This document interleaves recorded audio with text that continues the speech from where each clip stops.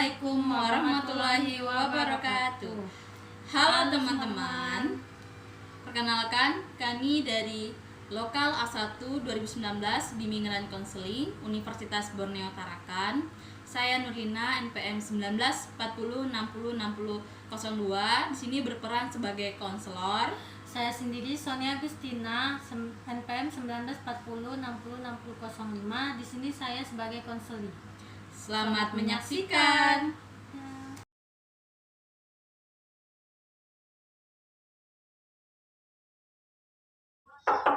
Assalamualaikum.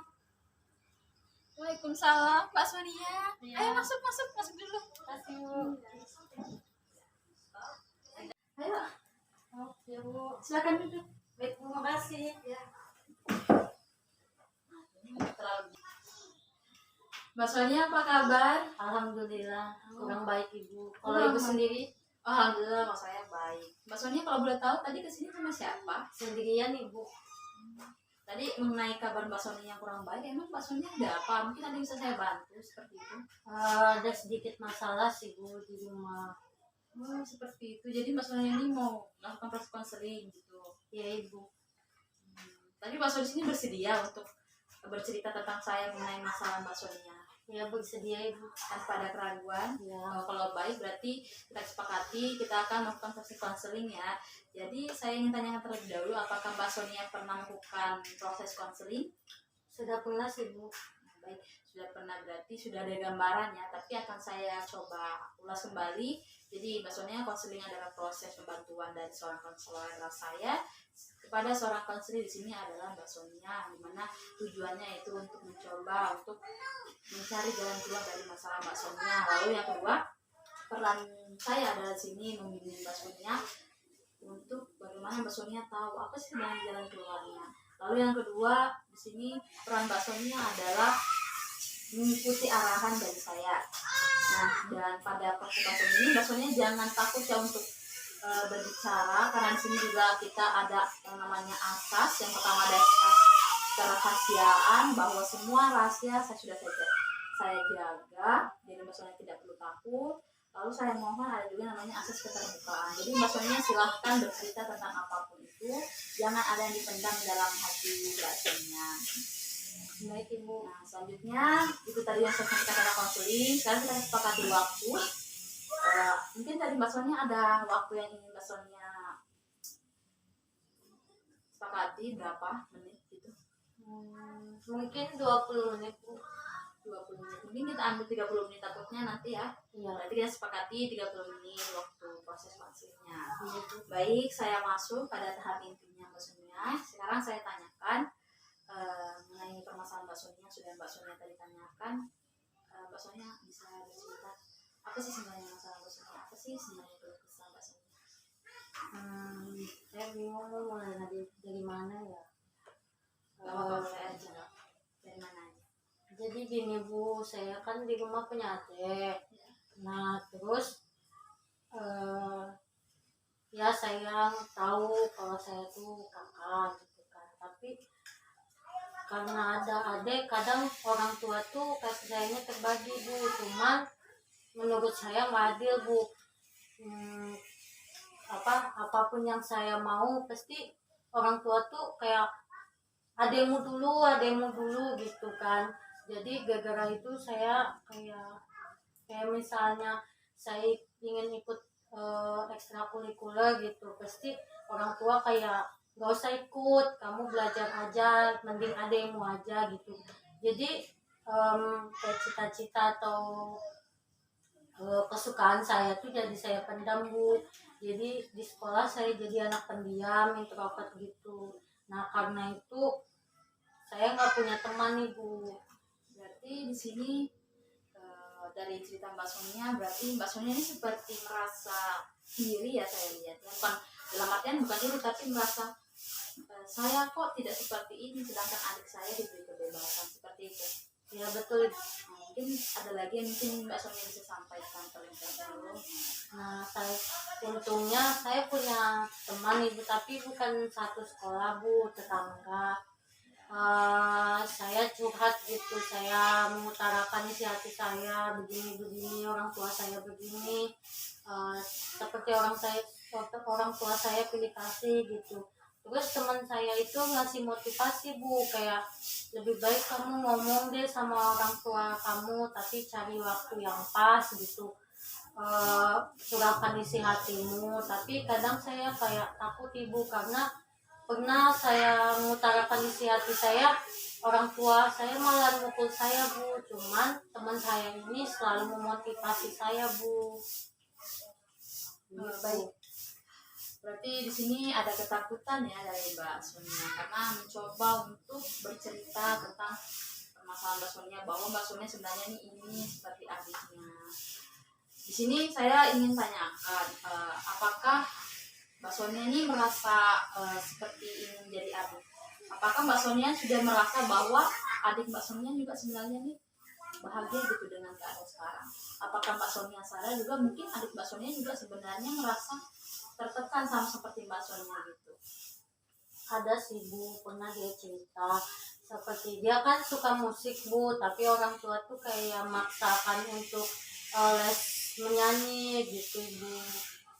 Berarti adik Mbak Sonia juga tidak bisa seperti, dalam artian adik Mbak Sonia ini mempunyai keinginan tetapi tidak bisa terwujud juga sama seperti Mbak Sonia gitu ya. Nah, berarti di sini dapat Mbak Sonia sadari, berarti di sini Mbak Sonia merasa tidak nyaman, namun ternyata adik Mbak Sonia juga merasa tidak nyaman ya, karena adanya orang tua tadi itu melarang-larang gitu ya. Tapi kita bisa tarik kesimpulan bahwa ternyata Sonia dan adiknya tidak merasa nyaman. Sekarang kita coba ke orang tua Sonia. Apa Sonia tahu gitu? Mbak Sonia tahu apa sih sebenarnya alasan orang tua Mbak Sonia kok bisa melarang ini, melarang ini? Kalau menurut saya mungkin orang tua Mbak Sonia itu khawatir gitu. Apa Mbak Sonia punya pandangan lain? Menurut saya sih orang tua takut ya, kami juga itu terjerumus di hal negatif gitu. Jadi orang tua tuh membimbing Bu, cuman ya mungkin bimbingan mereka tuh salah gitu. Ya betul. Saya rasa juga mungkin kalau misalnya saya ada di posisi Mbak Sonia ketika saya ingin seperti ini, namun orang tua tidak menyetujui. Meskipun kita tuh kadang paham orang tua khawatir, tapi mungkin karena perlakuannya Mbak ya, seperti ya mungkin kalau kita pikir mungkin salah perlakuannya ini mungkin kurang tepat gitu.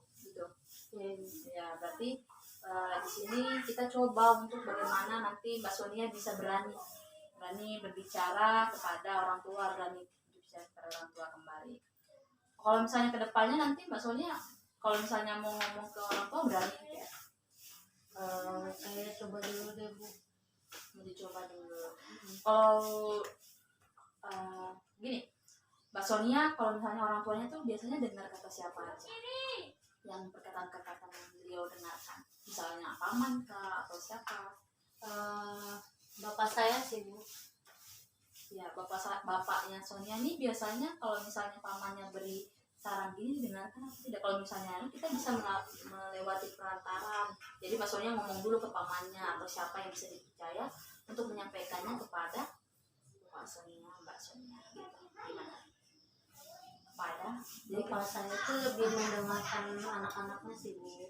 Nah berarti di sini berarti Mbak Sonia sebenarnya mungkin kurang sadar sebenarnya saya bahwa ternyata Mbak Sonia ini sebenarnya mendukung, cuman hanya harus pendekatan gitu. Atau gini saya tanya lagi, sebenarnya Mbak Sonia ini merasa bahwa orang tua Mbak Sonia ini sebenarnya sayang sama Mbak Sonia? Ya saya merasa sih Bu. Tapi kalau untuk kegiatan-kegiatan yang Mbak Sonia inginkan tuh apa semuanya dilarang atau ada beberapa kegiatan yang tidak dilarang gitu? Tidak semua sih Bu. Oh iya, berarti tapi tetap ada kebebasan di sini ya Mbak Sonia. Dalam artian bukan dikekang langsung, oh tidak boleh semua, tapi Mbak Sonia diberikan akses, oh kamu boleh ini, kamu boleh tidak itu. Berarti di sini saya tidak lihat berarti ayah Mbak Sonia ini tetap memberikan Mbak Sonia kebebasan, hanya saja beliau tetap memantau, mengawasi. Atau Mbak Sonia sini sekarang sadar bahwa sebenarnya bapak Mbak Sonia ini sebenarnya tetap tetap mendukung kegiatan-kegiatan Mbak Sonia, hanya saja beliau lihat resiko barangkali takutnya kalau misalnya Mbak Sonia ikut MBN takutnya begini, karena kan itu tadi seperti Mbak Sonia bilang, Mbak Sonia juga ada beberapa kegiatan yang Mbak Sonia diizinkan untuk ikut, seperti itu gimana? Betul. Iya betul. Berarti Mbak Sonia sini sudah tahu gitu kalau misalnya sebenarnya Bapak Mbak Sonia ini sebenarnya mendukung gitu ya. Nah terkait juga dari adik Mbak Sonia juga tadi, ternyata adiknya Mbak Sonia juga merasa tidak nyaman, berarti sama-sama merasa tidak nyaman gitu. Kalau untuk adik Mbak Sonia sendiri gimana perasaan Mbak Sonia terhadap adiknya sekarang, prasangkanya? Kasihan sih Bu, soalnya ada sedikit tertekan, kayak dikekang lah sedikit, apa yang dia mau tuh diatur ya 11-12 sama kayak saya sih Bu. Tapi pada akhirnya saya tahu perasaan adik saya tuh. Ya betul. Tadi sebelumnya kan Mbak Sonia mengatakan bahwa adik tidak sama seperti adiknya, ternyata sebenarnya sama aja gitu Mbak ya, 11-12. Terus kalau dari untuk kayak misalnya tadi persepsinya Mbak Sonia tentang tadi katanya bapaknya melarang-larang, sekarang Mbak Sonia sadar bagaimana Bapak Mbak Sonia, orang tua Mbak Sonia? Tidak semuanya dilarang sih Bu, cuman ya namanya orang tua mungkin takut kali anaknya tuh terjerumus di lain yang negatif. Betul. Tapi alhamdulillahnya saya paham perasaan orang tua saya juga paham perasaan adik saya juga, dan juga perasaan saya saat saya melakukan konseling dengan ibu ini merasa lega sih Bu.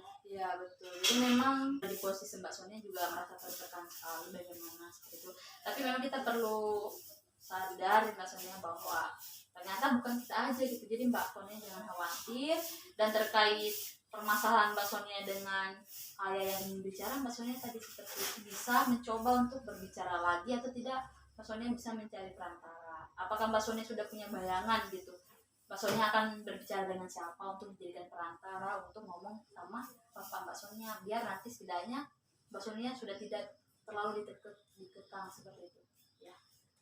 Sudah ada sih Bu, karena di sini kan orang tua ibu saya yang lebih gimana gitu, tapi bapak saya mendengar, jadi mungkin nanti saya langsung bercerita ke bapak saya gitu.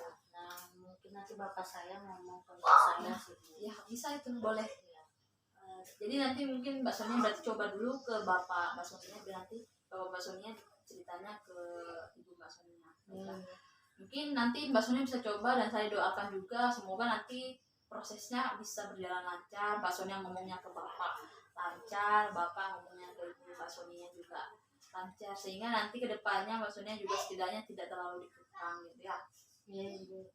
Dan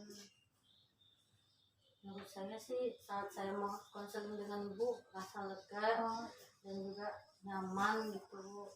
Mungkin segitu saja sih saya. Baik.